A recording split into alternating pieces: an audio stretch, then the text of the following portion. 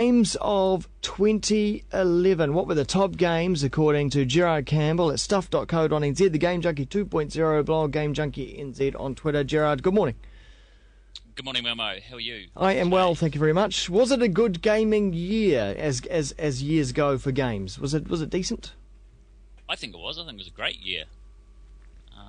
Especially the later part of the year, when we had all these sort of key titles coming out. But I think, apart from our sort of usual drought, that sort of July-August period, I think there were some really strong games right from the beginning of the year right through to the end. So yeah, good game. Probably a year that battered wallets and fingers, probably, for many people. Yeah, no doubt, yeah. Gosh, because games are so expensive, brand new. We're looking at between 100 and 120 bucks.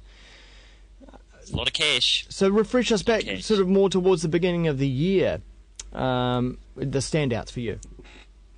Oh, look, I know from the beginning of the year, we had games like Killzone 3 came out on the PlayStation 3, and then there were sort of things like Final Fantasy 10, and of course we had Dead Space 2 and LA Noire.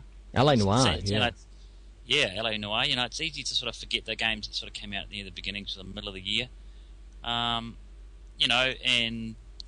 role-playing games like The Witcher 2 and those sorts of things, and then sort of near the end of the year, because we had things like the huge big crescendo of big titles, Battlefield 3, Modern Warfare 3, Assassin's Creed Revelations, and then we've had a few on Nintendo 3DS like Mario Kart 7 and Super Mario 3D Land. We had Gears of War 3, and we've had Skyrim. So yeah, I think it's been a good year for gamers, because there's been a lot of stuff in sort of all genres that everyone should be able to find something that they like. Things like Portal 2 and motor racing games like Forza. So yeah, lots of stuff. Oh, that's right. Of course, Forza. We talked about that on the show, breaking all kinds of ground with using the Kinect system for that, and just we never thought that they could step up the graphics year after year, but they tend to do that as well. Well, it's because it's amazing, especially with both the PlayStation 3 and the consoles, PlayStation 3 and the Xbox 360 are both sort of nudging 5 or 6 years. So it's and as we know in technology, that's a lifetime. 6 months is a lifetime. Yeah, it is. Yeah. The fact that these developers can still really push these things to the limit is pretty impressive on the part of what these guys and girls can do. Yes. So, but Skyrim. Did you get to play any Skyrim at all? No, I haven't. Out of the goodness of my heart, because I'm such a good person, I had a reviewer who really wanted to see Skyrim. He played Oblivion, all those sorts of things. So out of the goodness of my heart, I let him play Skyrim, and he loved it. He told me that he ploughed 30 hours into it before he wrote the review, and he said not because he had to do it. Yeah, right. Because he just couldn't stop playing it. So. I never got to play myself, but and like my blog readers, they picked that as their best game of the year too. It just seemed to be the one that got the constant Skyrim was popping up a lot.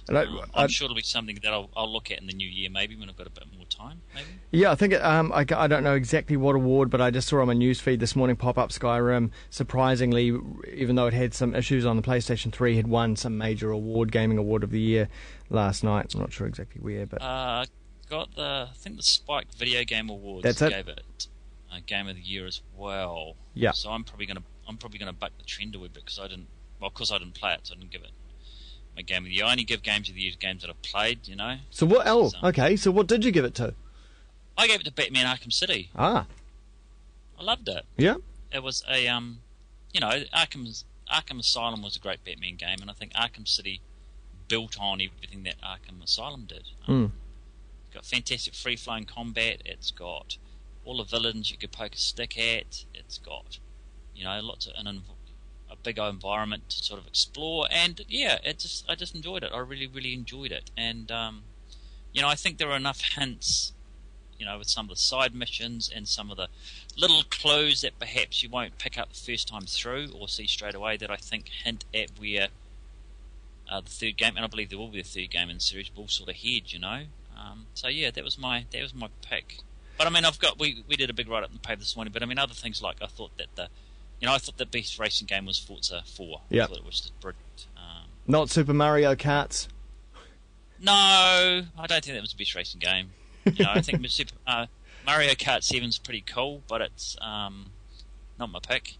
And I did pick a definitive winner between Battlefield 3 and Modern Warfare 3. Battlefield 3, go! Yeah, well, that's what I thought. I thought Battlefield 3 would win it. Yeah, well, that's what I thought. I thought Battlefield 3 would win it. Yeah, well, that's what I thought. I thought Battlefield 3 would win it. Yeah, well, that's what I thought. I thought Battlefield 3 would win it. Yeah, Because, I mean, I think because of the multiplayer. You know, the multiplayer is stronger out of those two. Yeah. And at the end of the day, that's where the longevity lies, what makes people play. I'll tell you what, though, I'm a bit disappointed. I looked at because you can go to the Battlefield log, Battlefield stats, and look at your soldier and whatnot. I've only managed to sink 9 hours in since the game started. Only 9 hours. What have you been doing? What's happened? I know. Whereas some other friends have managed to sink like 95 hours. So what are you doing? What are you doing with your life? What are you doing during the day? What are you doing? Yeah. You shouldn't be talking to people. You should be playing Battlefield 3. But yeah, so that would go. I mean, and I gave Uncharted 3 Drake's Deception the best PlayStation 3 exclusive of the year because I think that was really pushed, that console. And you won't be surprised, I think you've played this one. Gears of War 3 got my best Xbox 360 exclusive. Cool. Yeah. Because I really do think that was, you know, the best Gears game of the series and certainly the best exclusive 360 game. It just really pushed the series, and it was a great ending. And also, I believe today that there's some new single player content out. Yes, I was going to say that. Ram's Shadow. Yeah. I haven't had a chance to download it. It's like 2 gigs to download. So I finished. I sort of had a early play, and I enjoyed it. Yep, it was a great single player. And not spoiling it for anyone, of course, you get to play Ram, who was the last boss guy in the original Gears of War. Yeah. It's a bit of fun. He's got some nice gadgets. Well, not gadgets. He's got some nice attacks using krill and those sorts of things. Something to enjoy over the holiday period. Halo Reach was released. It was released this year, wasn't it? No. Oh, was it last year? Okay. I get confused. Last year. Halo Combat Evolved Anniversary, of course, was released this year. Which I really enjoyed and managed to finish eventually. And that was a lot of fun, and it was great because I never played the first game, so it was great to revisit that. That was good. Yeah, I mean, the thing about picking a game of the year is that everyone's going to be different. You know, everyone's going to say, "Oh, that game sucked, and I didn't like that, but I really liked this game, and you didn't." So I mean, it's. Did you have a mobile game, a mobile on the mobile platform? Oh no, I didn't. I didn't have a mobile platform game.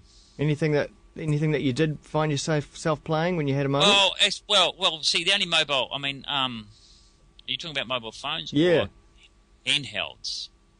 Kind of both, really, but it could be mobile phones. Well, handheld. I thought Super Mario 3D Land was cool. I thought that was the best of the lot. Yep. I'd say probably the best mobile game that I've played this year. It's probably a bit of an oldie, and I don't think it's, sort of things like World of Goo and. I love that. I've just started playing that.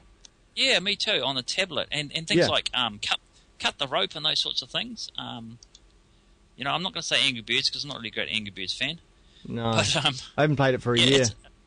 No, I mean it's hard to know with mobile smartphone games and that what's coming out because there are so many coming out. Yeah, but I agree. World of Goo, I recommend it if you. I think is that on iPad and Android. Yes, it is. Yeah, it's that is fun. Recently released on Android, which is good. And I've found that I played it on iPod Touch and now on the tablet, and it actually plays a lot better on tablet because you've got that bigger real estate, so you can actually just experiment a bit more and do a lot more. And it's one of those games that hooks in non-gamers. As people, I had someone looking over my shoulder the other day, and they were like, "Oh, can I try that?" And you just want to touch it, you want to play with the world, and that one you can really get anyone into. That's cool. It's got a nice little, humour to it as well. Yeah. So yeah. Yeah, no, it's been a great year. It's been a really good year. So it's all right. Winding down now, thankfully, so we can have a bit of a break and then kick back into it next year sometime. Check out the full list out in the press today in the on the box section, isn't it? Yes, it is. Yes. So go and look at that. That's where Gerard likes to hang out, on the box in the press. So go and look at the full list there, and also on stuff.co.nz in the technology sections where you'll find a blogging, and on Game Junkie 2.0. On Google. Just search that. Thanks very much, Gerard. Excellent. No problem. Thank you.